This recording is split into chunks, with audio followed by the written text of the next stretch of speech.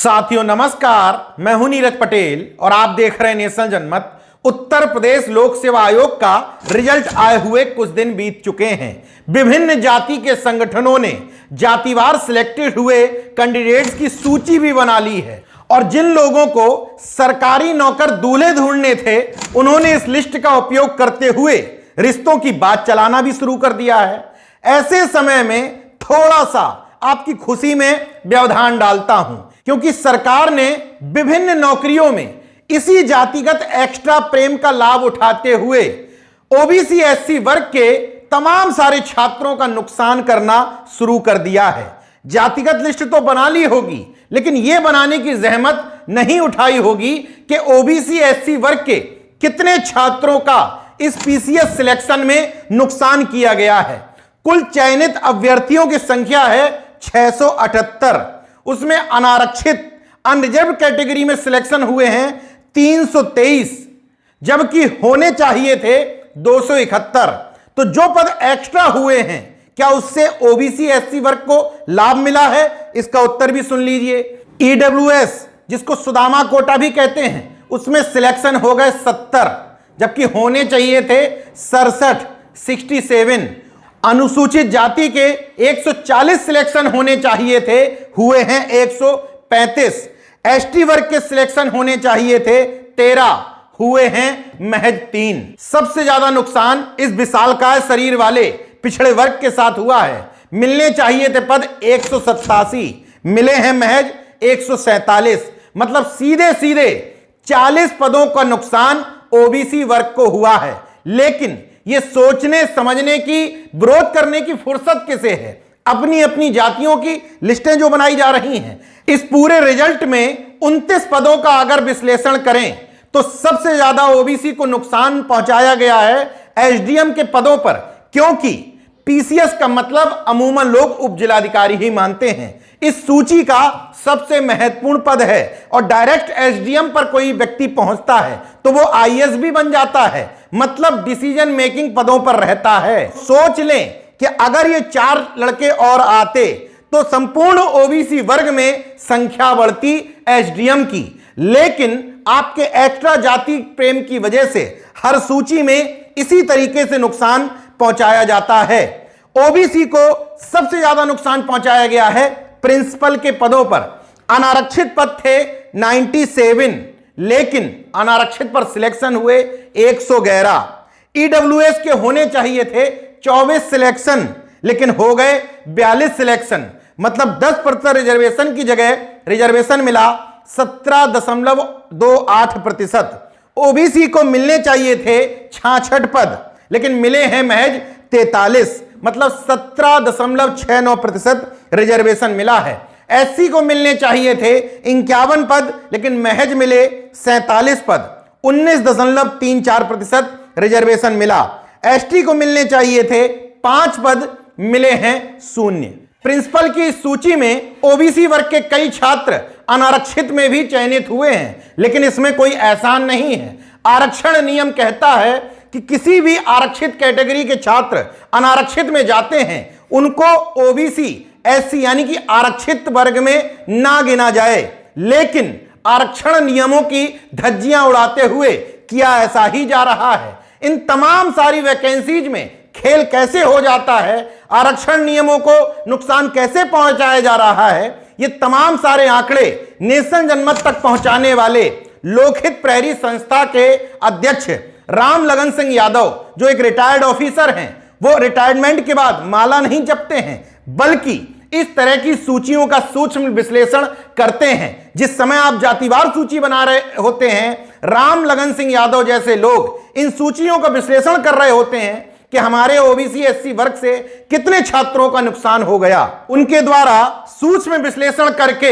हमें जो सूची उपलब्ध कराई गई है उसमें 29 पद पर उन्होंने बताया है कि ओबीसी एससी वर्ग के छात्रों को किस पदों पर कितना नुकसान हुआ है। लेकिन ओवरऑल हम आपको बता देते हैं, ओबीसी के 40 पद खा लिए गए, एससी के 9 पद खा लिए गए, एसटी के 10 पद खा लिए गए। और ये तमाम सारे पद खाने में आरक्षण के किस नियम की और क्यों धज्जियां उड़ाई जा रही हैं, ये हमने उन्हीं से बातचीत की है, सुन लीजिए। लोकहित प्रहरी संगठन के माध्यम से लगातार आप उत्तर प्रदेश में जो नौकरियां हैं, चाहे पीसीएस की हो या उससे नीचे की नौकरी, उन पर निगाह रखते हैं। आरक्षण का कहीं नुकसान हो, राज्यपाल को पत्र लिखते हैं। कोर्ट में भी आपने कई सारी रेड की हुई हैं। लगता क्या है आपको, कैसे नौकरियों को नुकसान कर ले रहे हैं ओबीसी एससी की? वास्तव में ये आरक्षण अधिनियम के लिए मतलब ही नहीं रह गया। ये बिल्कुल उसको उठा के किनारे रख दिए हैं। ये मनमर्जी तरीके से और पीसीएस से लेकर के क्लास 4 तक यही कर रहे हैं। इन्होंने एक अपने मन में नियम बना रखा है, दिमाग में, कागज पर कहीं नहीं है। अच्छा, इनके दिमाग में है और उसी हिसाब से ये चल रहे हैं। वैसे तो ये कभी जवाब नहीं देते हैं, ये जवाब नहीं देते हैं, आयोग जवाब नहीं देता है, कोर्ट नहीं पूछती है, कोर्ट बाएं दाएं कर देती है। लेकिन अभी जनवरी 2022 में स्वास्थ्य कार्यकर्ता महिला के 9,212 पद आए थे, जिसमें ओबीसी को आरक्षण दिया गया था 1660, मतलब 18%। 27% से बनता था 2487 पद।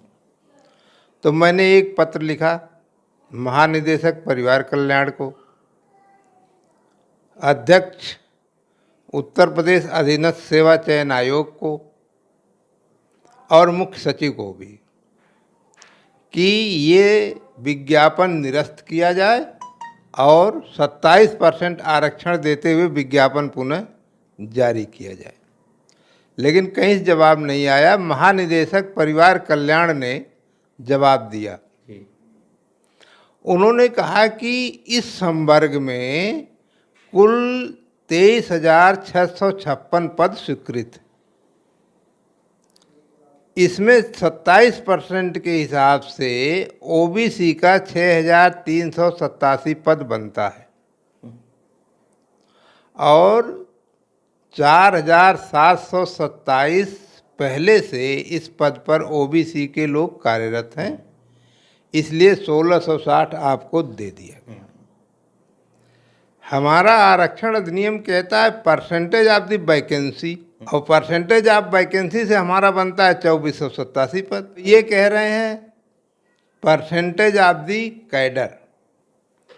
परसेंटेज ऑफ द कैडर का मतलब हो गया कि 50% सवर्णों के लिए आरक्षित कर दिए गए। हाँ, इन्होंने क्या किया है इस नियम से कि 50% सवर्णों के लिए आरक्षित कर दिया गया और एससी एसटी ओबीसी को 50% में बार कर दिया गया। वो 50% से ऊपर जा ही नहीं सकते हैं। इसका मतलब जो लोग अनारक्षित कैटेगरी में भी हो रहे हैं सिलेक्ट, तो उनका अनारक्षित का कोई मतलब नहीं है। 50% से आपकी संख्या बढ़ने ही नहीं दी जाएगी।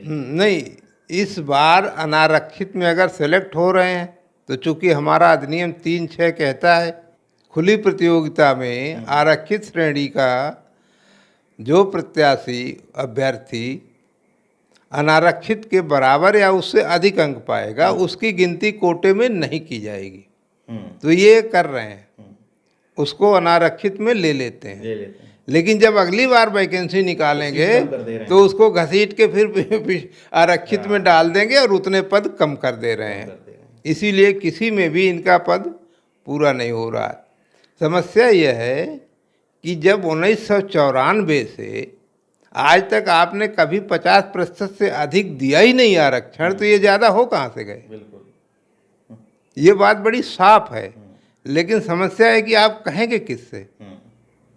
शासन सुनेगा नहीं, कोर्ट सुनेगा नहीं, आयोग पिछड़ा वर्ग आयोग बना हुआ है, वो तो बना है, उसका कोई मतलब नहीं। अब केवल एक चीज बची है, मेरा जो कहना है या मानना है, एससी एसटी ओबीसी के लोग शासन से तो कोई उम्मीद करें ना। और ये अखिलेश यादव, मायावती, अनुप्रिया पटेल, केशव मौर्य, स्वतंत्र देव सिंह की तरफ भी देखना बंद कर दें। ये जब तक स्वयं खड़े नहीं होंगे तब तक इनके अधिकार इनको नहीं मिलना है। या तो ये अपने बच्चों को गुलामी का प्रशिक्षण देना शुरू कर दें कि भैया गुलामी कैसे की जाती है, या लड़ने के लिए खड़े हो जाएं। दूसरा कोई रास्ता नहीं।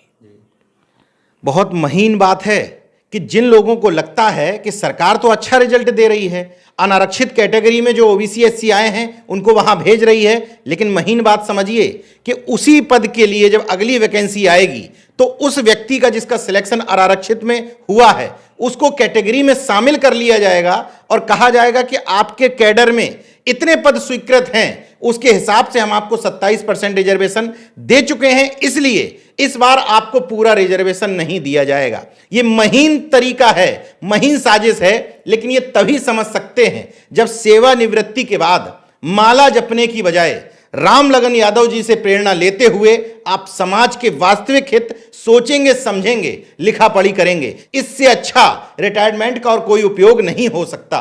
देखते रहिए नेशन जनमत, जागरूक और सजग बने रहिए। जय विज्ञान, जय संविधान, जय लोकतंत्र। धन्यवाद।